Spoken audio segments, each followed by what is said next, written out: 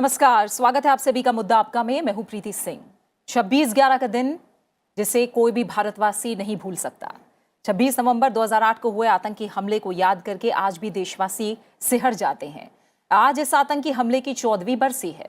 26 नवंबर 2008 को पाकिस्तान से आतंकी संगठन लश्कर-ए-तैयबा के 10 आतंकवादी समुद्र के रास्ते मुंबई पहुंचे थे और 60 घंटे तक चले उनके आतंकी कृत्य में 18 सुरक्षाकर्मियों सहित 166 लोग मारे गए थे और कई अन्य जख्मी हुए थे। इनमें 140 भारतीय नागरिकों और 23 अन्य देशों के 26 नागरिकों की मौत हुई थी। 26 नवंबर 2008 को मुंबई में पाकिस्तानी आतंकी संगठन लश्कर-ए-तैयबा के 10 आतंकियों ने हमला किया था। 4 दिनों में 9 आतंकियों को मार गिराया गया था और आतंकी मोहम्मद अजमल आमिर कसाब को जिंदा पकड़ लिया गया था। उसे 21 नवंबर 2012 को पुणे की यरवदा जेल में फांसी दे दी गई थी। मुंबई हमले की बरसी पर राष्ट्रपति, उपराष्ट्रपति, प्रधानमंत्री समेत देश ने शहीदों और पीड़ितों को याद किया और श्रद्धांजलि अर्पित की। प्रधानमंत्री नरेंद्र मोदी ने कहा कि आज 26/11 मुंबई आतंकी हमले का भी दिन है और 14 साल पहले जब भारत ने संविधान और अपने नागरिकों के अधिकारों का पर्व मना रहा था, उसी दिन मानवता के दुश्मनों ने भारत पर सबसे बड़ा आतंकवादी हमला किया। विदेश मंत्री एस जयशंकर ने मुंबई आतंकवादी हमले को याद करते हुए कहा कि 26/11 हमले को कभी भुलाया नहीं जा सकेगा। यह हमला सिर्फ मुंबई पर नहीं बल्कि अंतर्राष्ट्रीय समुदाय पर था। उन्होंने कहा कि घटना के बाद से हमने इस हमले के मास्टरमाइंड और अपराधियों को न्याय के कटघरे में लाने का प्रयास किया है, लेकिन यह कार्य अधूरा है और इसलिए यूएनएससी आतंकवाद विरोधी समिति का एक साथ आना भी जरूरी है। उन्होंने कहा कि जिन लोगों ने इस हमले की योजना बनाई उन्हें न्याय के कटघरे में लाया जाना चाहिए। मुद्दा आपका में आज बात आतंकवाद के खतरे, इसके खात्मे के लिए अंतर्राष्ट्रीय बिरादरी के रुख और अब तक किए गए तमाम प्रयासों की करेंगे और इस वैश्विक चुनौती से लड़ने में सामने आ रहे चैलेंजेस पर भी हम चर्चा करेंगे। और इस पर चर्चा के लिए, बात करने के लिए मेरे साथ जुड़ रहे हैं 3 खास मेहमान। मेरे साथ हैं कंवल सिब्बल जी, जो कि फॉर्मर फॉरेन सेक्रेटरी हैं। कंवल सिब्बल जी, आपका बहुत बहुत शुक्रिया और स्वागत संसद टीवी में। मेरे साथ जुड़ रहे हैं डॉक्टर अरविंद गुप्ता, डायरेक्टर हैं विवेकानंद फाउंडेशन के। बहुत बहुत स्वागत आपका डॉक्टर अरविंद गुप्ता जी। इसके साथ ही डॉक्टर अरविंद गुप्ता जी के बारे में बता दें कि वो फॉर्मर डेप्यूटी NSA भी हैं। बहुत बहुत शुक्रिया एक बार आपका फिर से डॉक्टर गुप्ता। इसके अलावा मेरे साथ लेफ्टिनेंट जनरल दुष्यंत सिंह जुड़ रहे हैं, जो कि डिफेंस एक्सपर्ट हैं और रिटायर्ड फॉर्मर कॉप्स कमांडर और IG ऑपरेशंस NSG रहे हैं। आपका भी बहुत बहुत स्वागत है दुष्यंत सिंह जी। शुरुआत में थोड़ा सा आपके साथ करूंगी डॉक्टर गुप्ता, और थोड़ा समझना चाहूंगी कि आतंकवाद का जो भयानक और शर्मनाक चेहरा है उसे याद करने का आज दिन है। आप कैसे याद करते हैं इस दिन को और कितना जरूरी है कि आज के दिन एक बार फिर दुनिया को आतंकवाद के विभत्स रूप और इसकी चुनौती को याद कराया जाए? ये आतंकी हमला और वो दिन कभी भूला नहीं जा सकता और इसकी याद तो हमेशा रहेगी। लेकिन ये एक ऐसा मौका है जब हमें आतंकवाद की जो एक विकराल रूप उभर के सामने आ रहा है उसके बारे में भी कुछ चिंतन और मंथन करना चाहिए।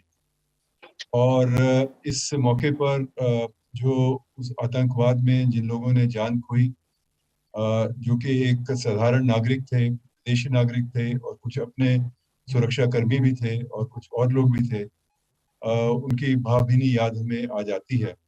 और एक बड़े दुख की बात है कि आज इतने सालों के बाद भी ये एक ऐसा चैप्टर है जो कि अभी क्लोज नहीं हुआ है। और जैसा कि कहा गया कि जिन लोगों ने ये हमला किया उनको अभी तक न्याय नहीं मिला है। एक ये आतंकवाद से लड़ना एक बड़ी लंबी एक मुहिम है और एक बहुत इसके पहलू हैं और अभी ये काम अधूरा है। और इसमें अंतर्राष्ट्रीय समुदाय और इंटरनेशनल कम्युनिटी में जो लोग हैं, सदस्य हैं, उन लोगों को इस बात का ख्याल रखना चाहिए कि ये हमला सिर्फ एक देश के ऊपर या मुंबई का हमला नहीं था। ये एक पूरे विश्व पर हमला है। इसका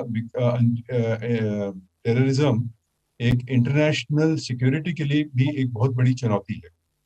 इसलिए आज जो हम याद कर रहे हैं, जो आपकी स्क्रीन पे भी दिखाया जा रहा है, इसमें इसका एक मैसेज है जो कि पूरे विश्व में जाता है कि आतंकवाद के साथ लड़ाई हमारी जारी रहेगी और करते रहना चाहिए और जो भी इससे भारत के लिए संभव होगा वो हमें करना पड़ेगा।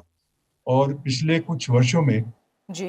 भारत ने हमेशा आतंकवाद का मुद्दा अंतर्राष्ट्रीय स्तर पे उठाया है और ऐसी कोई जॉइंट डिक्लेरेशन नहीं है जिसमें कि आतंकवाद हम लोग नहीं उठाते हैं। और पिछले कुछ 1-1.5 महीने में 3 बड़ी यहाँ कॉन्फ्रेंसेस भी हुई आतंकवाद के ऊपर जी और इससे आतंकवाद का जो मुद्दा है और इसका जो भयावह स्वरूप है उसको भी उठाने का उजागर करने का भारत को एक मौका मिला है। जी इससे पता चलता है कि भारत आतंकवाद की लड़ाई में हमेशा अग्रसर रहेगा और एक तरह से एक लीडरशिप रोल भी देगा। बिल्कुल। कंवल सिब्बल जी, जब हम मुंबई आतंकी हमले को याद करते हैं तो जाहिर तौर पर एक दर्द और एक टीस ये भी रहती है कि क्यों आज तक अंतर्राष्ट्रीय बिरादरी 26/11 के मुजरिमों को सजा नहीं दिला पाई। इसके जो साजिशकर्ता हैं उन्हें न्याय के कटघरे में नहीं खड़ा किया जा सका।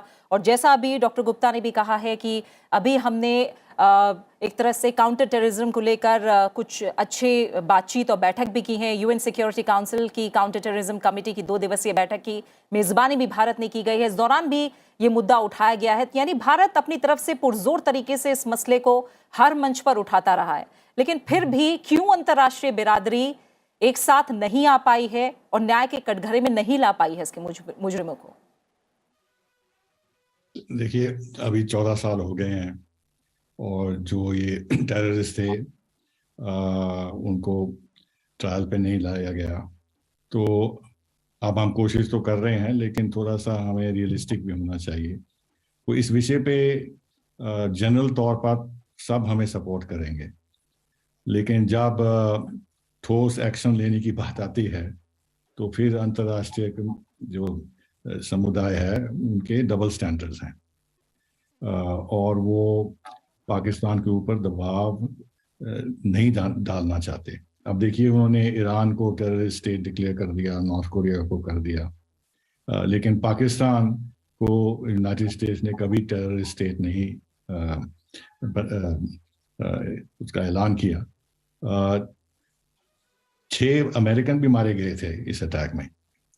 वो स्टीफन हेडले जो आधा अमेरिकन आधा पाकिस्तानी था, उसको भी इन्होंने हमें नहीं दिया कि हम उससे पूरी तरीके से उसकी इंटेरोगेशन करें। तो अब 14 साल के बाद पाकिस्तान के ऊपर दबाव डालना तो मुझे नामुमकिन लगता है। अपनी तरफ से हम पूरी कोशिश कर रहे हैं, जैसे कि कहा कि ये 2-3 बैठकें हुई हैं, उसमें हमने ये मुद्दा उठाया है। इनफैक्ट उन लोगों को हम ये ताज होटल है वहाँ भी ले गए और उन्होंने जो विक्टिम्स थे उनसे भी बातचीत की, जो कमेटी आई थी यहाँ।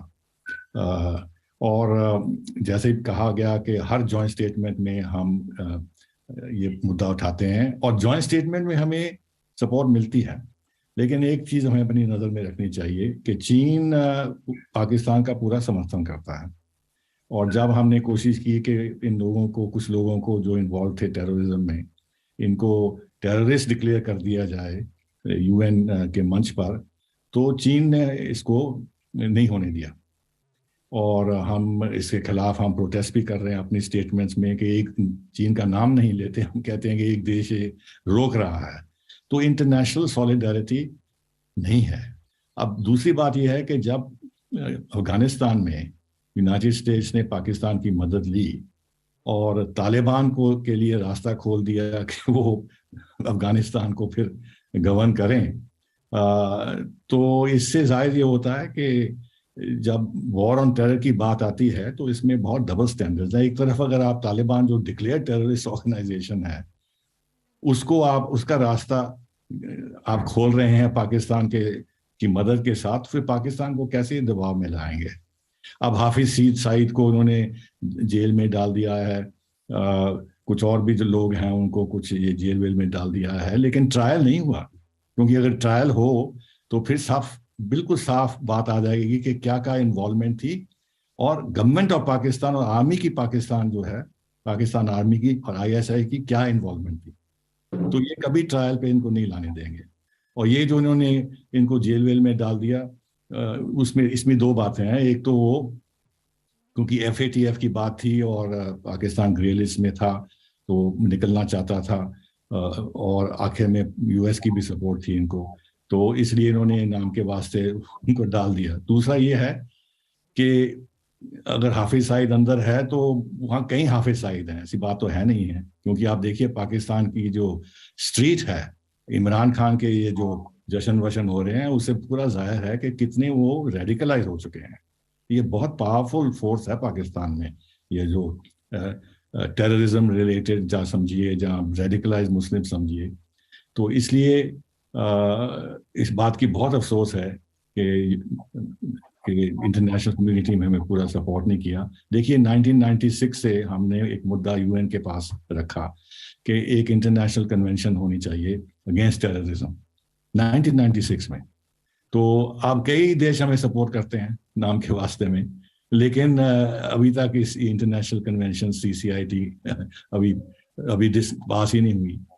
तो कंक्लूजन ये है कि हमें पूरा जस्टिस इस बात में कभी नहीं मिलेगा। बिल्कुल, आप जैसा कह रहे हैं, और जैसा हम जानते हैं भी कि आतंकवाद को लेकर एक सर्वसम्मत परिभाषा भी अभी दुनिया के तमाम देशों के बीच नहीं बन पाई है। और दुष्यंत सिंह जी, जैसा अभी कंवल सिब्बल जी ने भी जिक्र किया है, अगर हम इस साल जून के बाद से ही देखें तो पाकिस्तान की हमेशा मदद करने वाला चीन, पाकिस्तान स्थित आतंकवादियों हाफिज सईद, लश्कर तैयबा के नेता शाहिद महमूद, लश्कर तैयबा के आतंकवादी साजिद मीर, वरिष्ठ जैश को ब्लैकलिस्ट करने के जो प्रस्ताव है उस पर रोक लगाई। और भारत और अमेरिका ने पाकिस्तान स्थित आतंकवादियों को नामित करने और उनकी संपत्तियां जब्त करने, यात्रा प्रतिबंध और हथियारों पर प्रतिबंध लगाने के प्रस्ताव पेश किए, लेकिन चीन ने इन प्रस्तावों पर एक बार फिर से वीटो पावर का इस्तेमाल करके रोक लगा दी। तो हम जान रहे हैं कि जो भारत की तरफ से एफर्ट्स किए जा रहे हैं उनमें अड़ंगा कहां से आ रहा है, किस तरफ से आ रहा है।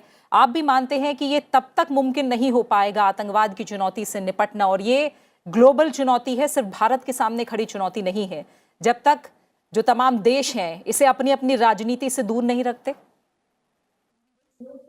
आप प्रीति जी, आप बिल्कुल सही बोल रही हैं। अंतर्राष्ट्रीय एकजुटता की कमी आतंकवाद में हमेशा देखी गई है और इसके कई कारण हैं। सबसे पहला कारण तो ये है कि जैसा कि आपने बोला कि टेररिज्म की अभी व्याख्या ही नहीं की गई है, एक जो डेफिनेशन है वो अभी तक नहीं बनी है, और इसका फायदा भी उठाया जाता है। किसी एक का आतंकवादी दूसरे का फ्रीडम फाइटर हो जाता है। जैसा कि एक देश अगर बोलता है कि भाई ये तो आतंकवादी है और दूसरा देश उसी को अपना फ्रीडम फाइटर बना देता है, तो जब ऐसे विरोधाभास रहेगा तब आप देखेंगे कि एक मत होना बहुत ही मुश्किल है। इसके अलावा जो सिब्बल जी ने भी बताया है कि अंतरराष्ट्रीय जो कंसिडरेशंस होती हैं, जैसे कि दो स्टेट्स अगर न्यूक्लियर हैं तो हमेशा आप देखेंगे कि लोग बीच बचाव करने आ जाते हैं।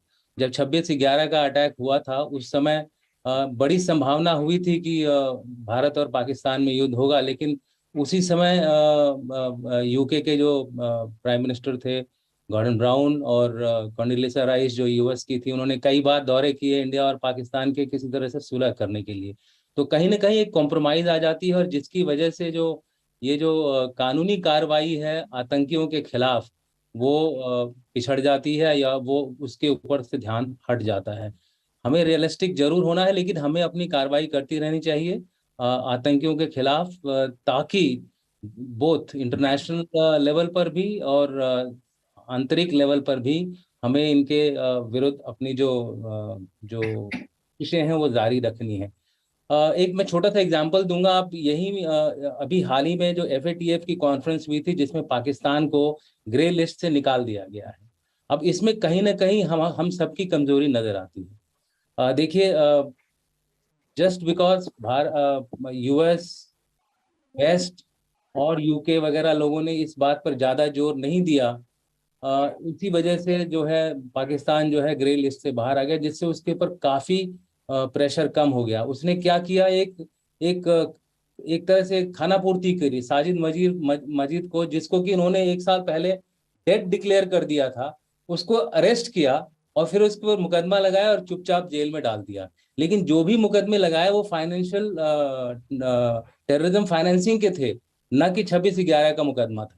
तो कहीं ना कहीं वो 26/11 को रिकॉग्नाइज ही नहीं करना चाहता है, और ये सब जो काम होता है वो ग्रे जोन की लड़ाई कही जाती है, जिसमें कि आप ये मानने को तैयार नहीं होंगे कि ये हमारे देश ने किया है। तो जो भी मुकदमे हुए, चाहे वो हाफिज सईद पे हुआ हो, चाहे वो लखवी पे हुआ हो, ये सारे के सारे मुकदमे जो हैं वो फाइनेंसिंग, टेररिज्म फाइनेंसिंग के ऊपर हुए हैं, जिसकी वजह से उनको जेल में डाला गया है। 26/11 का कहीं जिक्र नहीं हुआ है। यही अपने आप में बताता है कि आज जो आतंकवादियों के खिलाफ जब भी मामला दूसरे देश में चला गया तो उसके ऊपर कार्रवाई की आशा करना बहुत ही मुश्किल होता, जी अनलेस एंड अनटिल अगर हम कोई सिक्योरिटी रिलेटेड कार्रवाई करें, जैसा कि हमने ठीक बालाकोट में किया तो उसका असर हुआ। हम्म तो जब तक हार्ड एक्शन नहीं होगा आतंकवादियों के खिलाफ दूसरे देश में, तो कार्रवाई करना बहुत ही मुश्किल है।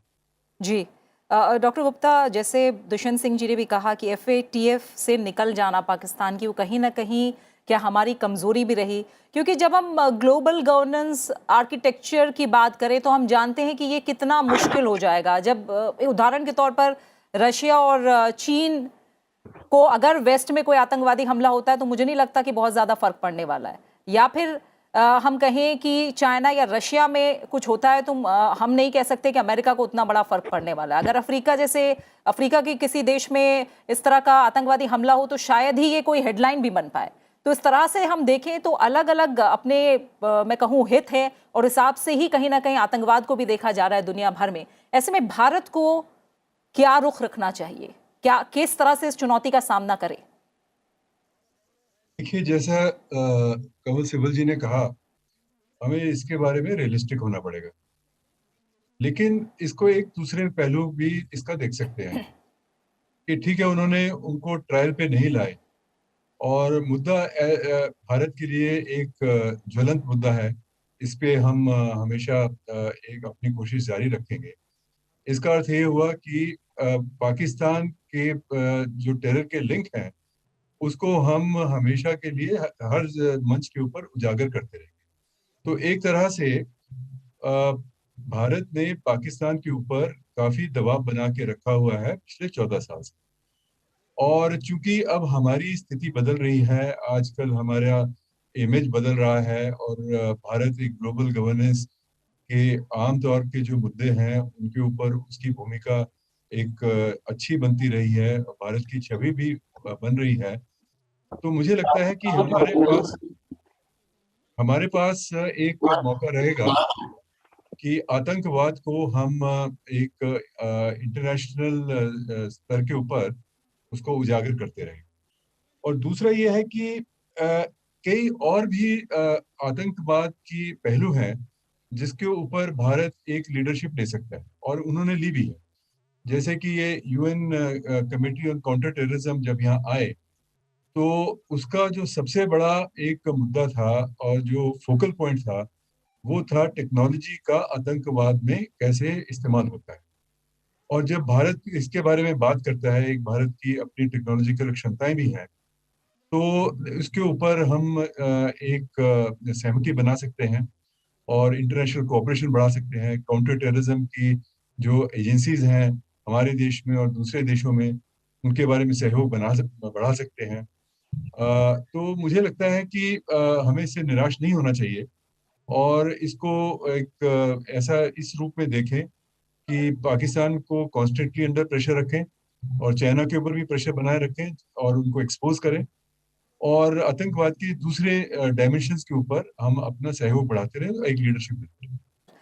कंवल सिब्बल जी, इस पर आपकी क्या राय होगी? जो चैलेंज हैं और इस बीच में जो हर्डल्स आ रहे हैं उन्हें हमारा देश लगातार समझ चुका है और इस हिसाब से मैं कहूँ कि इस चुनौती को पार पाने के लिए तेजी से दूसरी दिशा में भी कदम बढ़ाए जा रहे हैं। जैसे अभी डॉक्टर गुप्ता ने भी कहा कि तमाम और ऐसे मोर्चे हैं जो खुल चुके हैं आज आतंकवाद को लेकर।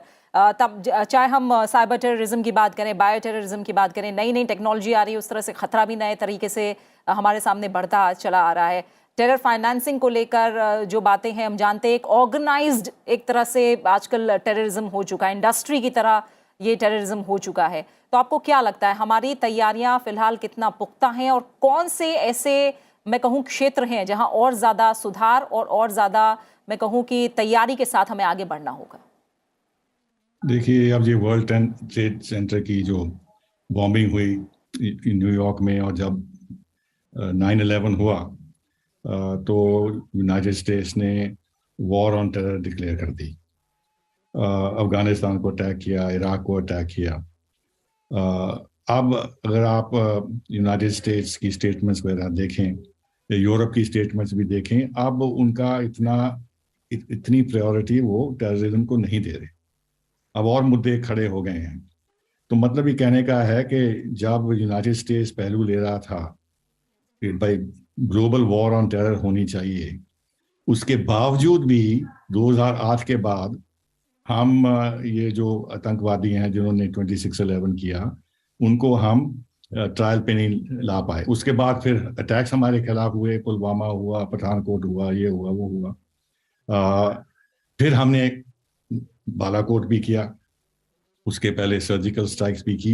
ये सब लोग देख रहे थे कि कारण यही है कि पाकिस्तान की हरकतें बदली नहीं 2008 के बाद।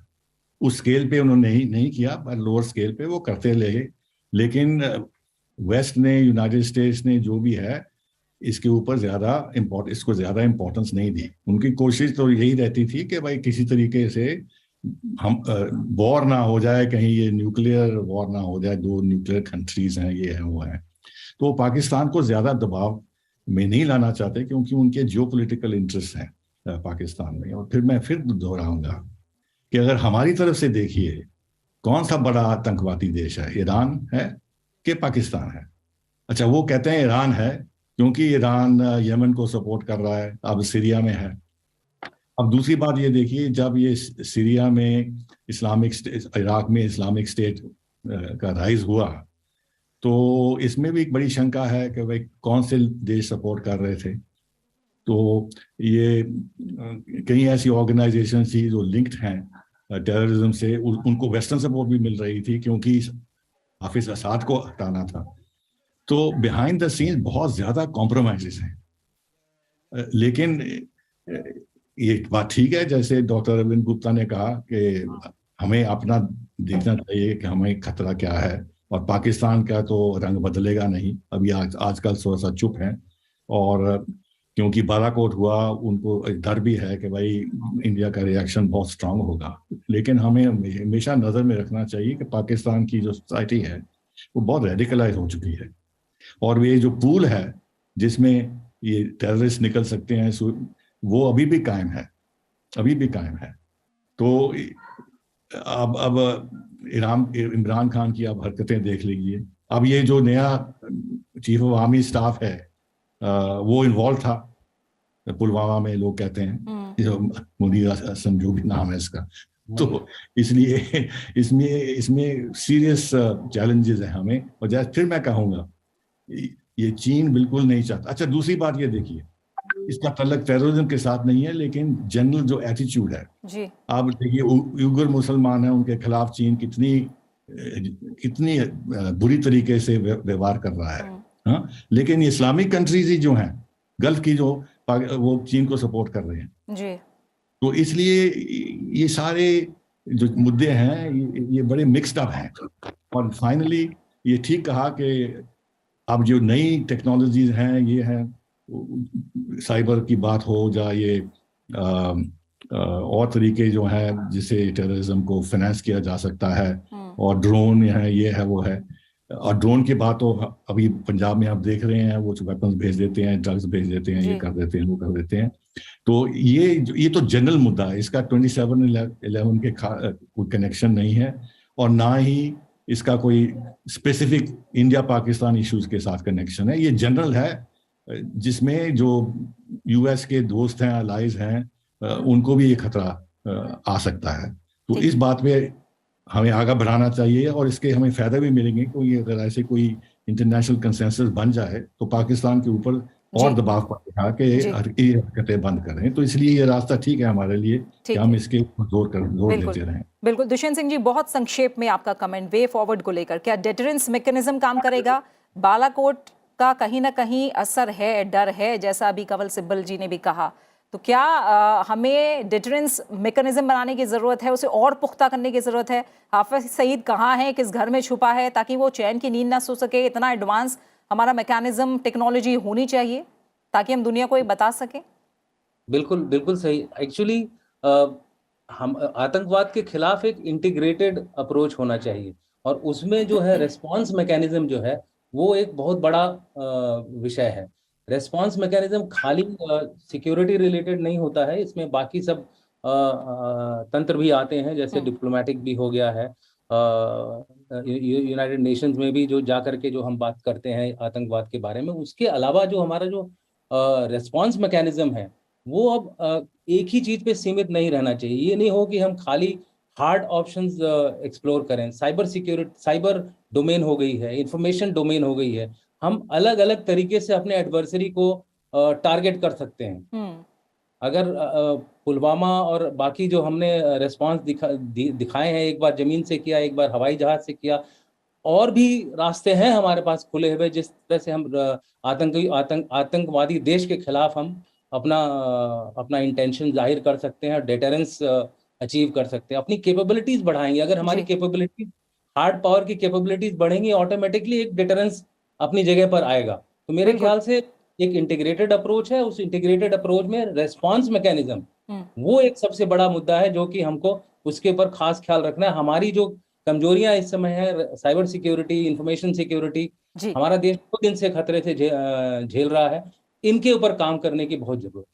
बिल्कुल, और इसी के साथ समय यहीं पूरा हो गया है। दुष्यंत सिंह जी आपका, डॉक्टर अरविंद गुप्ता आपका, और कमल सिब्बल जी, आप तीनों मेहमानों का बहुत बहुत शुक्रिया मेरे साथ मुद्दा आपका में इस चर्चा में जुड़ने के लिए। तो आतंकवाद से मुकाबला अभी लंबा चलना है और ये एक वैश्विक चुनौती है, इसलिए इससे मुकाबला तब तक पूरी तरह से मुमकिन नहीं जब तक सभी देश इसे लेकर एक जैसा रवैया नहीं अपनाते और आतंकवाद को किसी भी तरह की राजनीति से दूर रखकर एक सुर में इसके खिलाफ नहीं खड़े होते। तब तक भारत को लगातार अंतर्राष्ट्रीय मंच पर इस मुद्दे को जिंदा रखना होगा, बार बार अपनी बात पुख्ता तरीके से उठानी होगी, जैसा भारत लगातार कर भी रहा है, और अपने जैसे लाइक माइंडेड देशों के साथ ज्यादा इंटेलिजेंस शेयरिंग पर ध्यान देना होगा, और आतंकवाद के समय के साथ बदलते स्वरूप की चुनौतियों के मद्देनजर अपनी तैयारी, अपनी टेक्नोलॉजी को भी बिल्कुल पुख्ता रखना होगा। इसी के साथ मुद्दा आपका में फिलहाल इतना ही। अपना अच्छे से ख्याल रखिए और मुझे दीजिए इजाजत। नमस्कार।